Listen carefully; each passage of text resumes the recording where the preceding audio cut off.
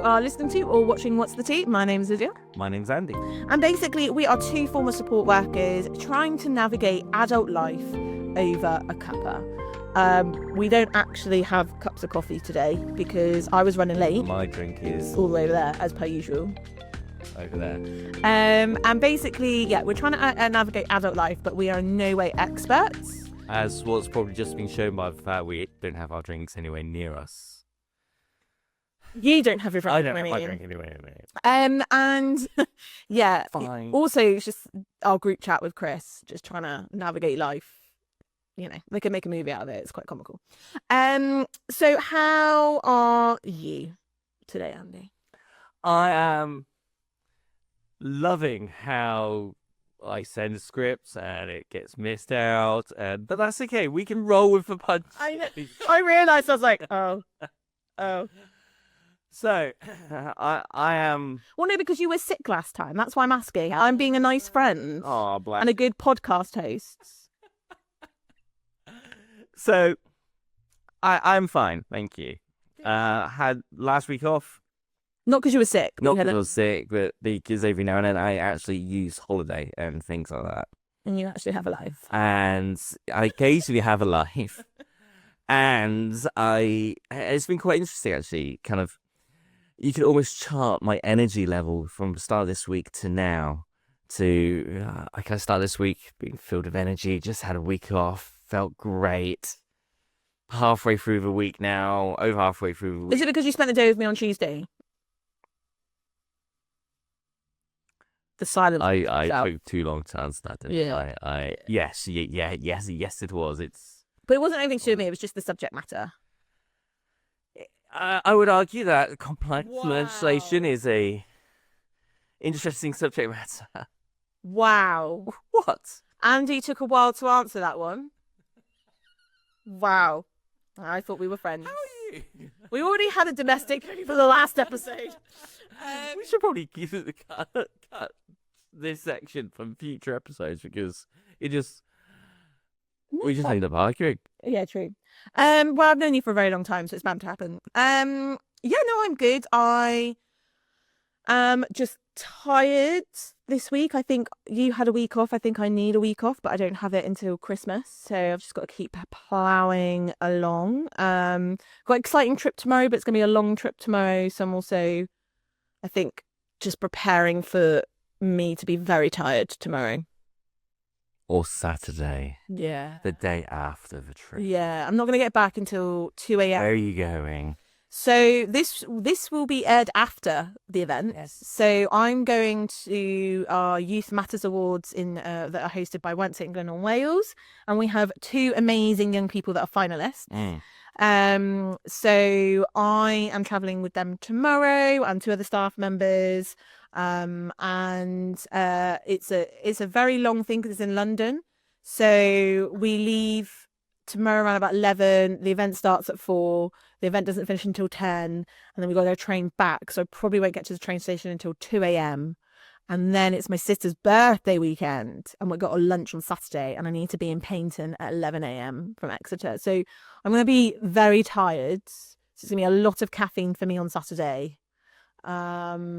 Sounds challenging. Yeah, but it'll be a good event, and I am sure. Well, I'm in charge of Instagram for the account for Once Exeter, so I'll be posting loads of stuff as well. So sounds. I will be keeping a close eye.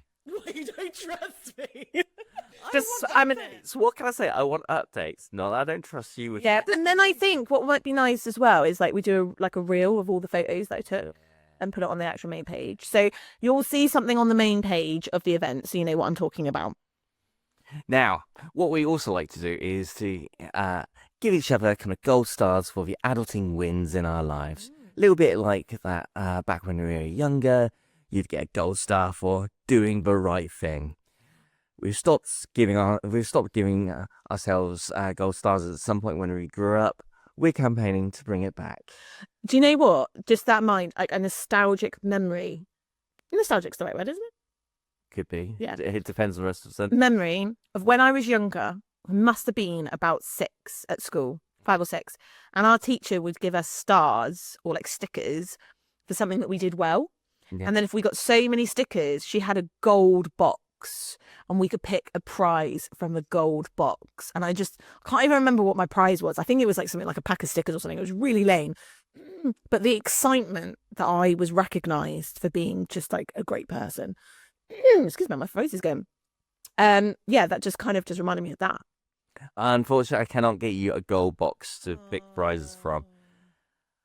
But do you have anything worthy of gold starage? Well, you and our friend Chris, that we do this on our group chat,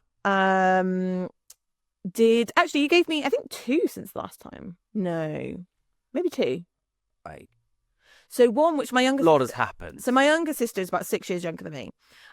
So you can imagine how she judges me profusely because I'm older. Probably a lot, yeah. Yeah. Okay. So she stayed over and I made us some mac and cheese from scratch. And I'd never made it before. And it looked absolutely banging. It looked amazing. And I was like, It looked really nice. I'm giving it. It looked fantastic. And I took a picture of it. My sister was like, why are you taking a picture of it? I was like, I've got to send it to Chris and Andy so I get my gold star. And she looked at me and she was like, as if I was the lamest person on the planet. I think she was just secretly jealous. So I did that. And then the second one, which I think warrants a gold star, which you did give me a gold star for, was I had to do a talk at my local church on everything Y related. And it was something that we hadn't done a talk before on because it's something very new, which we'll go into a bit later on in this episode. And I had to put a presentation together from scratch on a Saturday evening after we'd been away for work. And I was able to put together a really good presentation in record time and the talk went really, really well. So I felt good there. Now, what about you? What about me? So it might be the last time we recorded remotely. You made a comment about something like you're always sick. Yeah. And you should take some vitamins or something. Yeah. And to be perfectly blunt, around that time, I was just getting fed up. I mean, you could probably go back over this set of podcasts. You're always sick in them. Chart me going from I feel all right, I guess, to having to mute the mic every couple of minutes to sort myself out.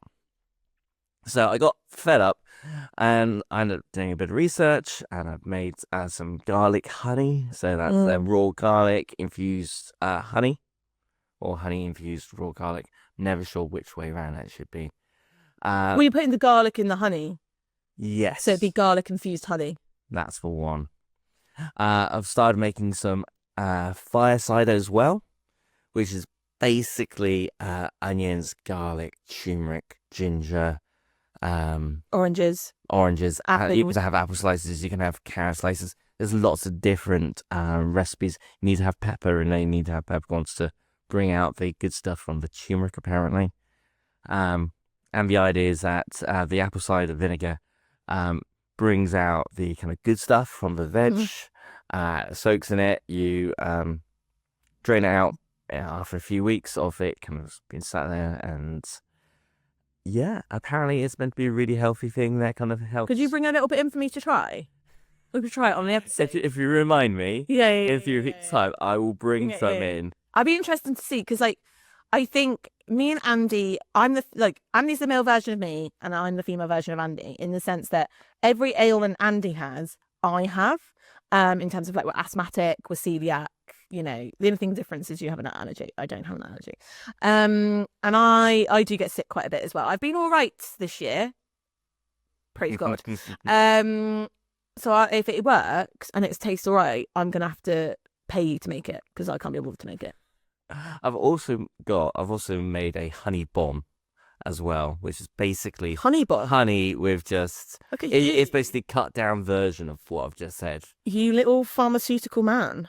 That is the idea. Now I just got fed up of being sick for like a month or two. I thought, I'm gonna do something about it.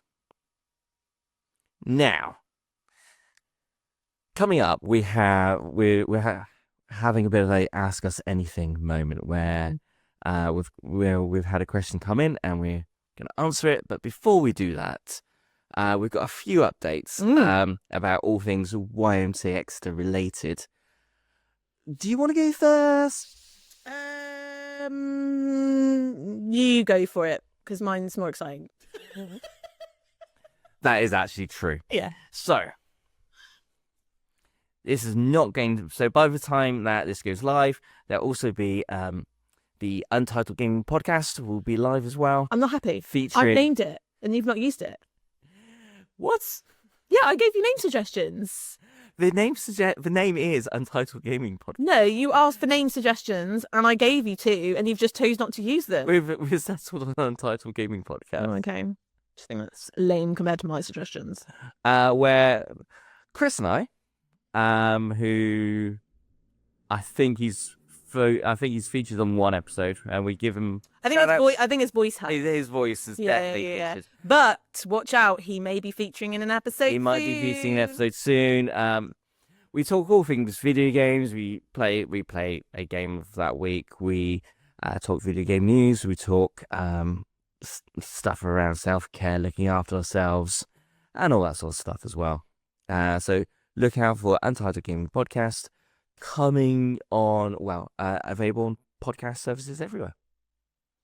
Amazing. So my update is that's really exciting stuff. That is it. I wasn't like belittling it, but it's the natural offshoot of What's for Tea. It's like the cousin. Yeah, someone got famous and wanted a podcast, so that's why Chris is on the podcast. But it's fine. I also wanted to bring back the video game podcast. You could have asked me. And we were doing this. Okay. Yeah, so that is really exciting, but I would say mine is a bit more exciting because it is we're making waves what it means in the community. Yeah. And we're making an impact in more communities than just Exeter.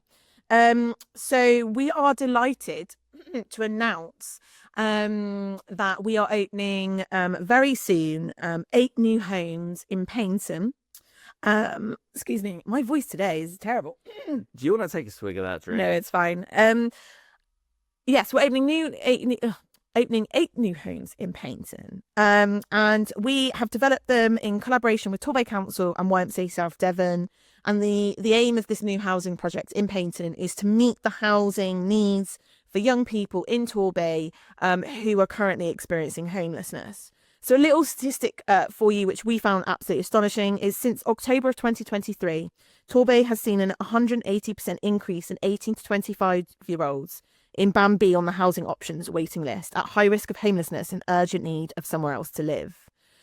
So we are working with an amazing local builder called Refined Builds, who are helping develop these buildings into something that is just beautiful, because we want these homes to just be, amazing for these young people to help reach their full potential. So as you know from, I think it was May I announced it in the podcast, I had a new job as Torbay housing manager. So my job is to oversee this new development in Paignton. And we're really excited for this to come underway. Special shout out as well, I think as well, is to 2 current residents that are now in Exeter that are now going to be staff members in Paignton, which has also been announced. So we have now developed a new role within our organisation, and they are called peer mentors. And they will be working with the Paignton young residents that we house. And they are 2 stage 4 residents, Andy and Kirsty. Hi, Andy and Kirsty. And basically they are going to be working alongside the young people to help support them get to appointments, attend activities, because we really believe that young people's lived experiences have a huge impact on others, and we want to be able to use that amazing tool to help inspire a new generation in Paignton as we move into that area. So all very exciting stuff. If there is any new updates that come up about the project, then obviously I will mention it on this podcast. Totally. But I'm just really excited for this new thing happening in 2026. Like, we're moving into a new community that we've never been in before, with a new staff team, which, I am biased because I manage them, but they are phenomenal people.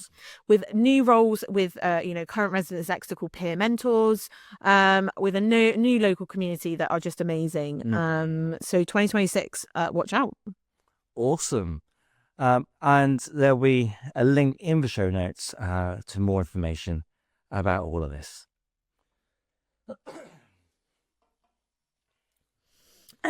So we put out, we always put out about, you can ask us anything. Like if you want to know more about us as podcast hosts, but also as former kind of support workers that may have worked alongside our ex-residents, or just listeners that are like, we want to know more about this Lydia and Andy. They give out amazing advice, and we want to know. Yeah, I did that bit.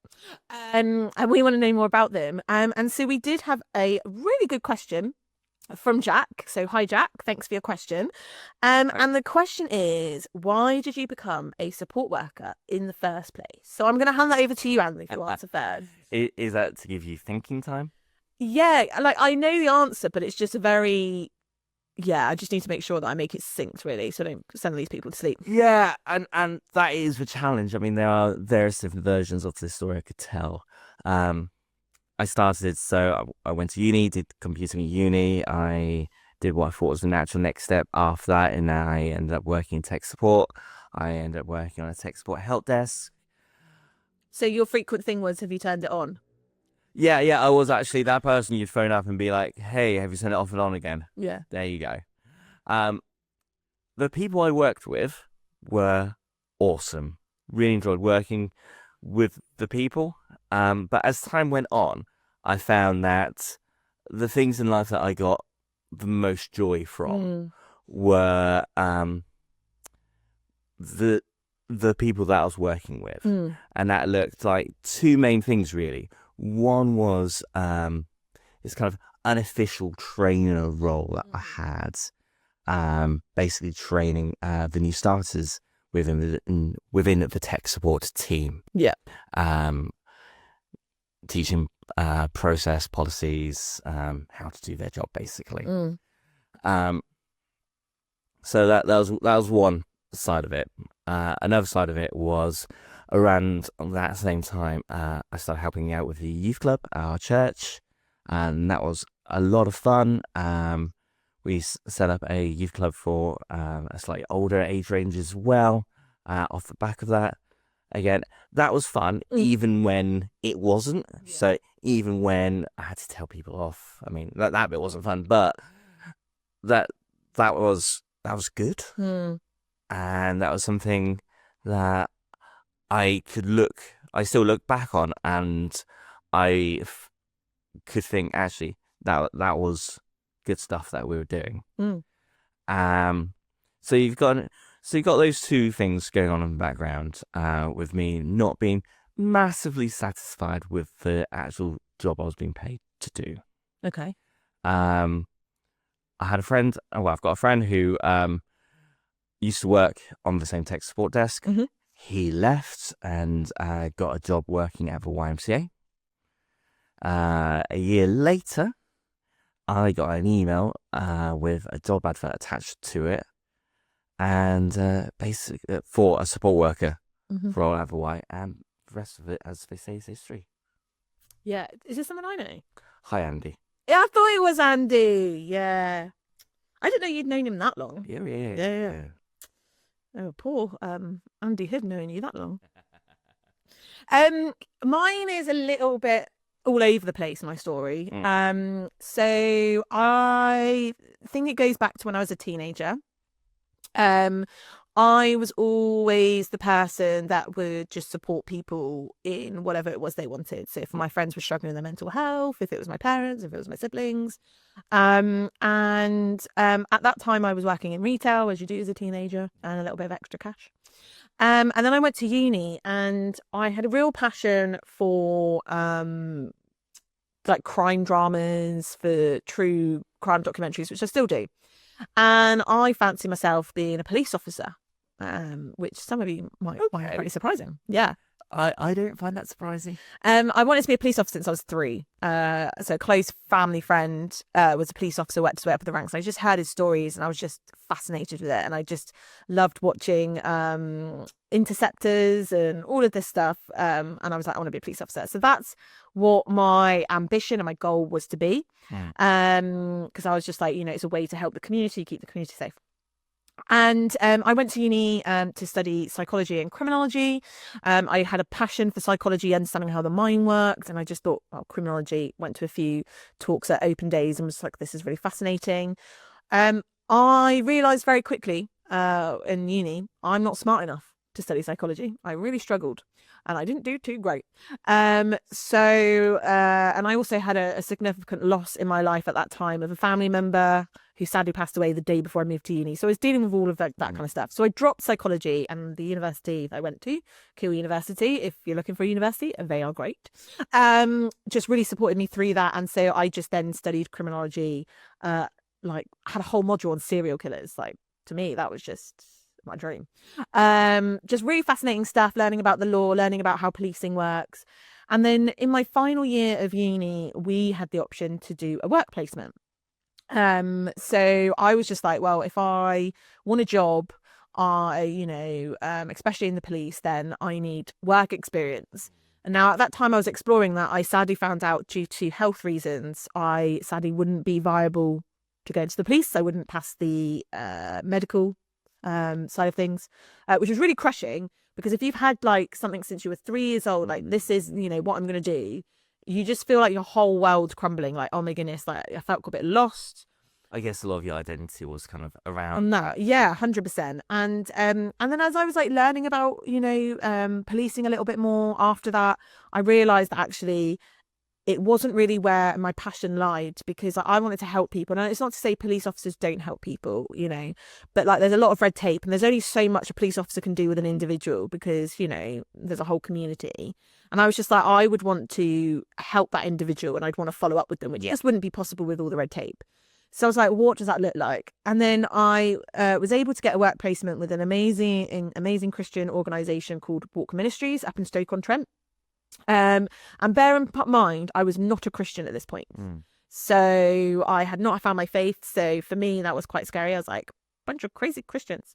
I know I'm one. Yeah. And well, the work that they did, so the founder of it is a really remarkable story. He was in prison for quite a serious offence, found God in prison, turned his life around, and realised that when he came out of prison after quite a hefty sentence, there wasn't anywhere for individuals like him that were, trying to turn their life around, be on the straight and narrow. So he set up Walk Ministries. And at the time that I did a work placement with them, they only had a few houses. And now they have a rehab centre. They own a whole street. They've got they've got businesses that they employ their clientele in. And I just heard a lot of amazing stories from this organisation because I had the opportunity to interview them. These guys, some of them have been in gangs, some of them have done quite, horrific stuff. And, they were just human beings. And I just heard a lot about their story, and they all had something in common, that they were let down by the system, that they didn't have great parental figures in their lives. And they all kind of said the same thing, that if they'd had an organisation like Walk Ministries when they were younger, they wouldn't have necessarily gone down the path that they had done. And that, and they weren't using that as an excuse. That was kind of them telling their story and me asking these questions that was pulled out of. And so I decided I wanted to be that person, one of those people that would help individuals like these middle-aged grown men, but when they were younger, to be like, help them from going down that path. But I didn't know what that looked like. I didn't know what opportunities were out there.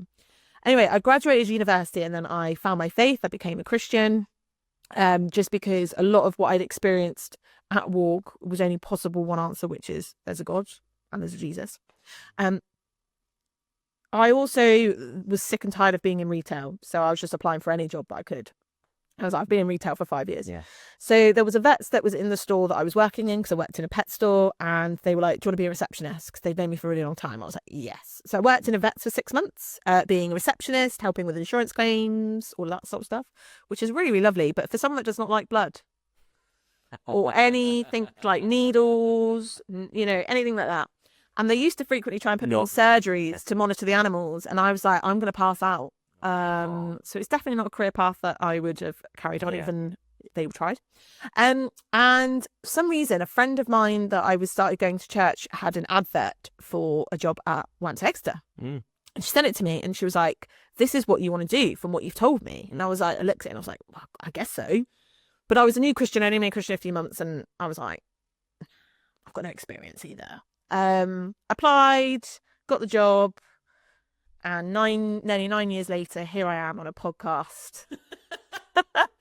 And you know what? Like, I didn't know that being a support, like, the kind of work that we do at the Y was what I was looking for, until I started doing it and working with the young people. And I think people were like, why did you become a support worker? Another question is like, why did you stick it out for so long? Because sometimes it is a thankless job that we get. Like sometimes it's really hard seeing, you know, some of the things that we see. And, you know, sometimes some of our young people, whilst they're going through difficult times, can express it in a way that can be quite hurtful.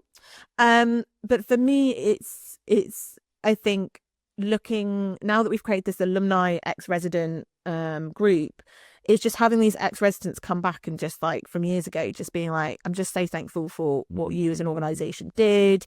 You know, hearing about some of my ex-residents now having a family and being part of that, and, you know, them being so excited to tell me they're expecting, or they want me to meet their child, or I get invited to their weddings, or get invited to their graduations, and just seeing how far an individual's come from the moment they walk through our doors, a very troubled, lost individual, to the people that we knew that they could be, and then reaching that full potential. And, you know, it's something that, you know, Jeremy said when we interviewed him, because I was rewatching it the other day. I don't know why, but I was. And he just said, like, you know, we can give advice, but it's down to them to take it. And in no way am I like, oh, I did this, I did that. It's actually just the privilege of just being like, hey, the advice that I gave worked out for this individual, and now they're thriving and they're doing really, really well. So absolutely love it. And being a Torbay housing manager, I'm excited. But one of the things I think I will miss out is more of the frontline stuff with the young people, because that's why we do what we do. It was a very long-winded answer to that question. But it's a very good answer. Thanks. So was yours, Andy. So was yours. Thank you. Now, on that note of self-celebration, it's time for Weird News. Weird news. Got your coffee, got your shoes. It's time to dive into the weirdest news. And now, Weird News. Lydia, Florida man on a you're catching the train tomorrow, aren't you? At the time of recording. Yeah. Now, I'm sure it'll go fine. Okay, what are you about to tell me? Back in the day, Right. there was a thing about how Now you trains sound- were... What? I said, now he sounds old. Back in the day. Back in the day. There's a thing about how trains were delayed due to leaves on the line. Okay. Okay, and which, you know, kind of makes sense when you stop to think about it. You know, if a train line gets slippy. Oh, yeah. I slip on leaves all the time. So it is a thing that happens. Yeah. What happens less often is a train being delayed at rush hour through a big city due to a swan on the tracks. Wow. Train passengers in Scotland faced major delays and cancellations during Monday evening's rush hour after a swan was found on the line at the country's busiest railway station. The bird was discovered at Glasgow Central at around 5:49 p.m. The rail operator said it was dealing with a swan on the tracks at Glasgow Central High Level Station. Services to and from the station are being disrupted, but trains are still moving at a reduced speeds. So, sometimes Swans get in the way. swans get in the way, and But they're protected, aren't they? They are protected By the royal family, aren't they? something like that. Yeah. So royal family something or another. the train. So when the trains are moving at a reduced speed, I imagine they must have been going proper slow past. So if this they honked the swan. horn, surely like that would scare the swan. Well, to be fair, they are like once. Oh, I was on a dog walk the other day. A swan squared up to my golden retriever, and I was like, "Yep, let's leave that." But and you know, Bonnie being Bonnie was like, "Oh, someone to play with," and I was like, "They will peck your eyes out, girl. Yes. Let's go." Yes. They are a mighty, mighty force. Andy, Yes. you're married. Yes.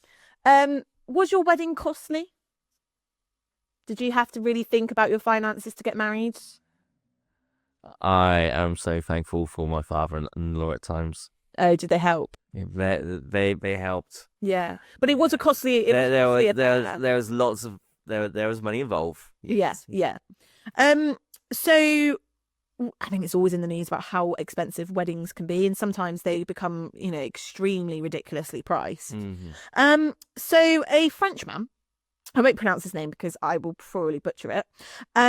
Basically turned his wedding tuxedo into a $1,500,000 billboard selling logo spaces on his tuxedo for startups to fund his special day. I mean, Yeah. as a husband, I think it's genius. Yeah. So this individual, this Frenchman, was sadly on the brink of homelessness, having worked various roles from an entrepreneur to a startup salesman. But despite this, he wanted to have a special day for his fiancée. And so therefore came up with a unique idea to fund his wedding.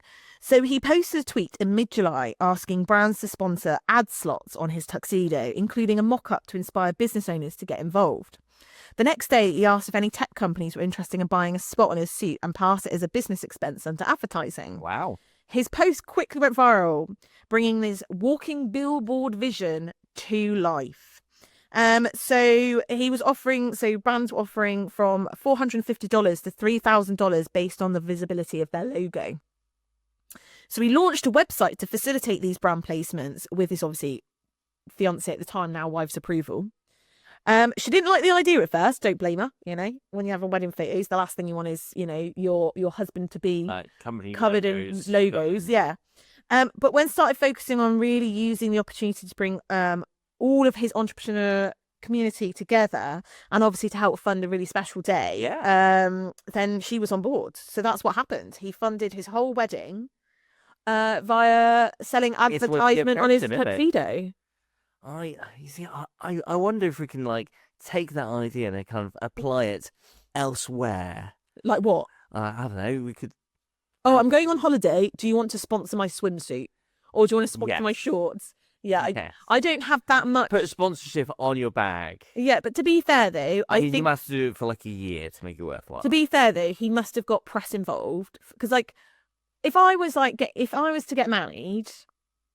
Or do anything, and I was come and sponsor this. I have no visibility on Instagram. I'm just Lydia from Torbay, now living in going back to Torbay. But they're not going to be interested. Sponsorship over your kind of coat or something.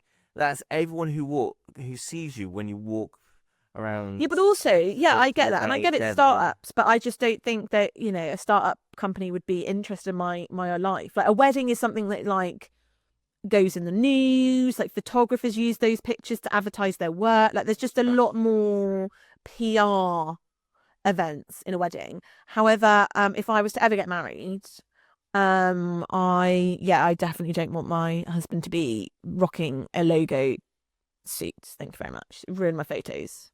Well, there you have it. On that note, thank you for listening and or watching to What's for Tea. Please don't forget to subscribe to us on your favourite podcast provider or find us on the YMCA Exeter YouTube channel. Catch you next time. Bye, guys.